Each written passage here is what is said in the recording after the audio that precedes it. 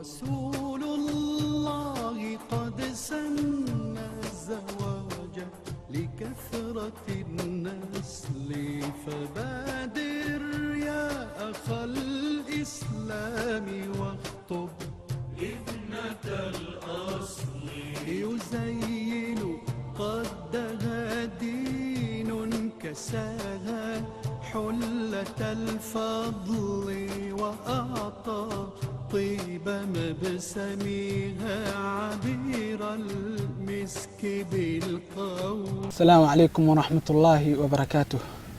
بسم الله الرحمن الرحيم. الحمد لله رب العالمين، وصلى الله وسلم على سيدنا محمد وعلى آله وصحبه أجمعين. اللهم علمنا ما ينفعنا وانفعنا بما علمتنا وزدنا علما وعملا متقبلا. أرنا الحق حقا وارزقنا اتباعه، وأرنا الباطل باطلا وارزقنا اجتنابه. نسألك علم الخائفين منك وخوف العالمين بك وبعد.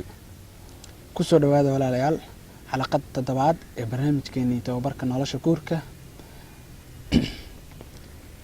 xalaqadii hore waxaan bilownay sheekaan aada u muhiim ah oo nooga sheekanaynay doorashada xaaska. yaa waaye haweeneyda noqonayso xaaskaaga? yaa waaye haweeneyda noqonayso mid kula saaxiibta noloshaada inta ka dhiman? doorashada haweeneydaas waa doorasho aada muhiim u ah. waxaan laga yaabaa inay tahay doorashada ugu muhiimsan ee noloshaada inay tahay. maxaa yeelay haweeneyda noqonayso hooyada caruurtaada waa midda kusoo barbaarinaysa caruurtaada. adigana mustaqbalka caruurtaada waxaad ka garan kartaa haweeneydan hadda aad dooranaysid, haweeneyda aad maanta dooranaysid, si ay kula wadaagto nolosha ee kuga caawiso waxyaabahaaga nolosha maalmeedka ku saabsan. waxaan kasoo sheekeynay inay habboonta in xaaskaas ka ilaalisid sifooyin 10 ah. ha guursan ilaa haweeney milkisay sifooyinkan 10ka ah. qasab maahan in sifooyinkaas 10ka ah ay wada milkiso 100%, laakiin waxaan u baahannahay qayb weyn oo sifooyinkaas ka mid ah inay leedahay. 5 sifo oo ka mid ah sifooyinkaas xalaqadii horeeto ayaan uga soo sheekeynay. maanta waxaan dhammaystiri doonaa oo raacii doonaa 5 kaleeto.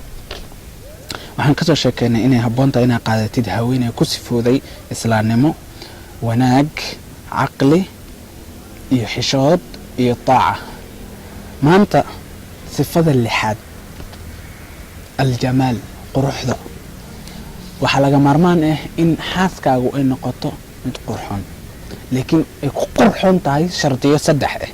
shardiyadaas intaana u galin walaalayaal waxaan ku leeyahay hal shay. quruxdu walaalayaal maahan wax lisla wada waafaqsan yahay. quruxdu waa wax loo tiiriyo.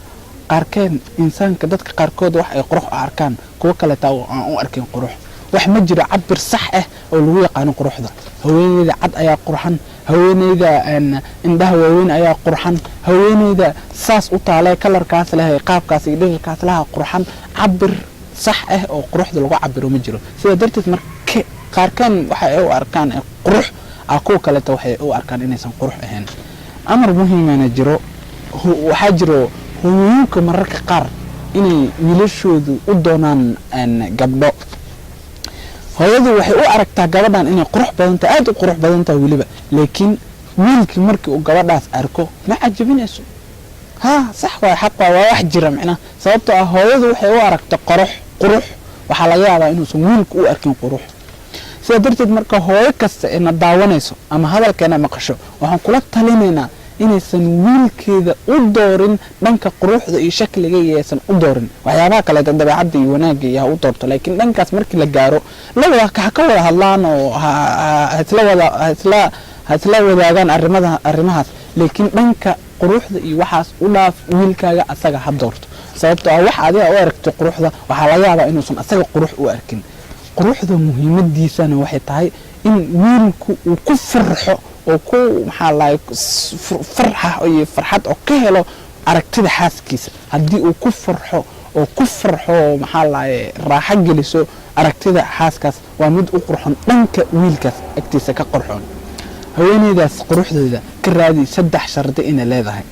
shardiga koowaad in quruxdeedu in ay noqoto gurigeeda dhexdeeda, maahan laamiyada, maahan banaanka, maahan nimanka ka ajnabiga ah. waxaa la yaab leh haween xaasas gabdho isku qurxinayo oo isku wanaajinayo hadday ka baxayaan gurigooda ee banaanka gurigooda ilaa gurigooda markay usoo laabtaan ninkooda uu ka arko si fulxun iyo waxyaabahan qurxoneyn haweeneydu way qurxon tahay laakiin waxay ku qurxon tahay gurigeeda waxay u qurxon tahay ninkeeda nin waxaa la sheegaa in nin loo soo bandhigay gabdho ninkii gabdhaha aad bay u qurux badnaayeen dadka sida ay markaas u arkeen kadibna wuxuu u fiiriyey quruxdooda u arkay kadib wuxuu arkay gabar buur fog oo halkaas oo kaleeta saaran kadib wuxuu yidhi aniga waxaan dooranayaa haweeneyda taas sabab markii la dhahay wuxuu dhahay maxaa yeelay haweeneydaas waa mid ka fog aragtida dadka lana gaari karin waxaa ku qalanto haweeney aragtida dadka ka fog oon la gaari karin haddana laakiin in xaaskaada ay noqoto mid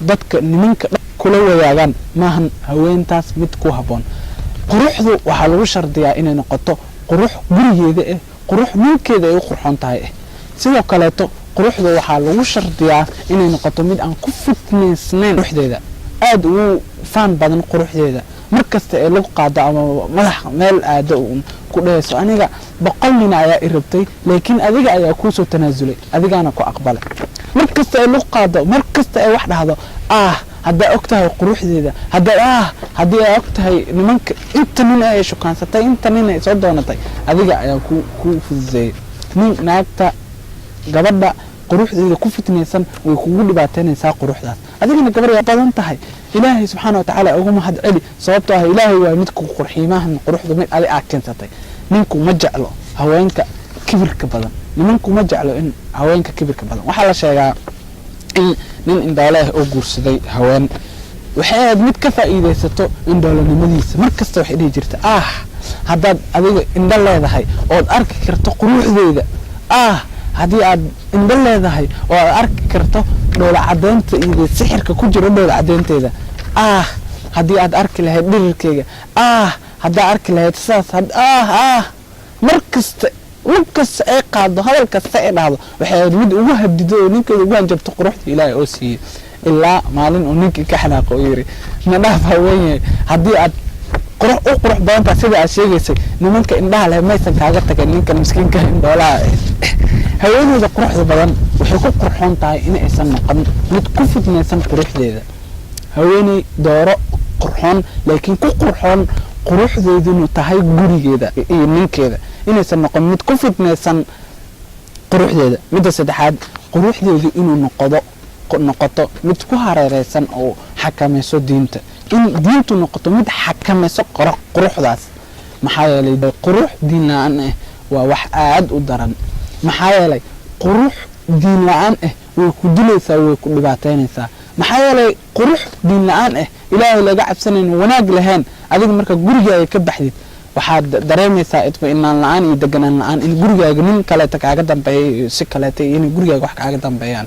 nolosha ninkan waxa ugu adag waxay tahay inuusan ku kalsoonayn xaaskiisa iyo gurigiisa waxa ugu daran ee nimanka qabtaa waxay tahay waxaas sababtoo ah ninku ma awoodo noloshiisa si caadi inuu u maareeyo sababtoo ah waa nin ka cabsanayo gurigiisa shaki ka qabo quruxdu haddii ay ku hareereysan tahay oo maamulayso adkeynayso diinta waa mid aad u fiican laakiin haddii aysan qurux diin la'aana tahay waa dhib haweeneyda qurxoon waxay ku qurxoon tahay shardiyo 3 in quruxdeedu ay noqoto mid ku kooban gurigeeda inay noqoto mid aan ku fitnaysan quruxdeeda in quruxdeedu ay noqoto mid ku hareereysan oo xakameynayso diinta waxaanu dhamaystiri doonaa sifooyinka haweeneyda ay habboon tahay in aad dooratid gooska kadib inala